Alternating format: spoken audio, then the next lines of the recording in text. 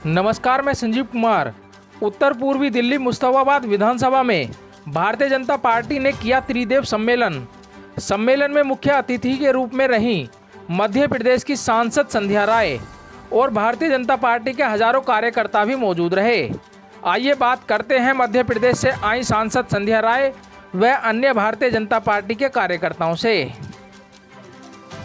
देखिए, ये दिल्ली में हर विधानसभा में त्रिदेव का हमारे बूथ का कार्यकर्ताओं का सम्मेलन हो रहा है और आज इसमें पूरी भारतीय जनता पार्टी की टीम और बूथ का भारतीय जनता पार्टी का कार्यकर्ता सम्मिलित हुआ और ये हमारे संगठन का हर जगह हो रहा है। पूरे दिल्ली के सभी विधानसभाओं में हो रहा है और पूरे देश में ये कार्यक्रम सतत चलते रहते हैं और लगातार हम बूथ की टीम को, बूथ के जो काम है उनको और मजबूती से आने वाले समय में हर बूथ पर कमल का फूल खिले, उस दिशा में हम लोग सब काम कर रहे हैं।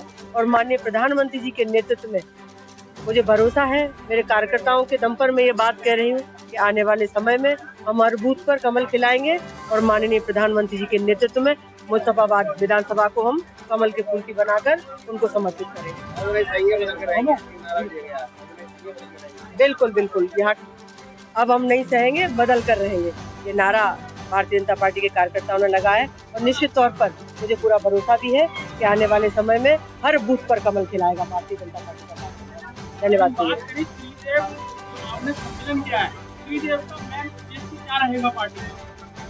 देखिए, त्रिदेव का मतलब है हमारा पालक, हमारा अध्यक्ष, डीएलए, ये तीनों मिलकर जो हमारे भारतीय जनता पार्टी का जो संगठन है, जो मूल मंत्र है, उसको लेकर पूरी अपने बूथ की टोली के साथ काम करेगा। ये हमारे भारतीय जनता पार्टी का संगठन है। वो जो भी भारतीय जनता पार्टी के संगठन के नाते जो करणीय काम है, बूथ पर विस्तृत नीचे तक चुनाव तक पूरी अपनी भूमिका में रहने वाला है।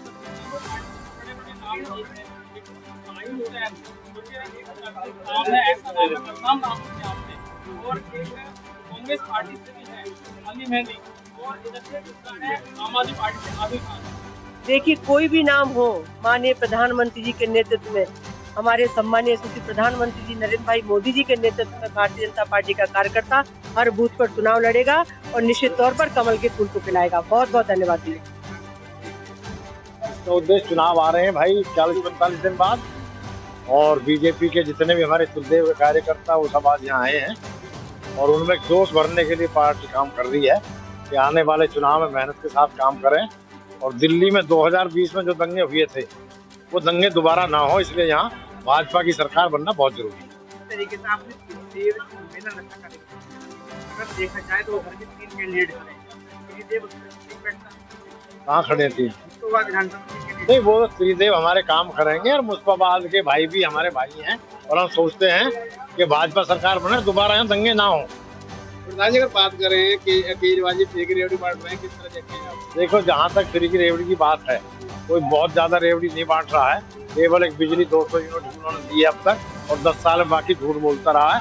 और भाजपा जो हमारे आदरणीय प्रधानमंत्री नरेंद्र मोदी जो वादा करते हैं, क्या वो 2100 रुपए दें, 2500 दें, उसको तो देंगे और जो दिल्ली सरकार की सुविधा चल रही है उनको बरकरार रखेंगे। ये त्रिदेव सम्मेलन दिल्ली की हर विधानसभा में हो रहे हैं। हमने भी चुनाव शुरू कर दिया है। बेशक हमने कैंडिडेट घोषित नहीं किया, लेकिन हमारा कैंडिडेट कमल का फूल है और हम चुनाव में हैं। बहुत जल्दी चुनाव की घोषणा हो जाएगी और हमने शुरुआत भी कर दी है। त्रिदेव सम्मेलन हो रहे हैं, हमारी नुक्कड़ बैठकें हो रही हैं और हमारा चुनाव चल रहा है। अब महिलाओं में किस तरह से घोषणा कर दी केजरीवाल जी ने, महिला का रुख तो केजरीवाल जी की तरफ। देखिए, उसने तो पंजाब में भी घोषणा की थी, लेकिन पंजाब में क्या हाल, एक भी महिला को 1 रुपया भी नहीं मिला।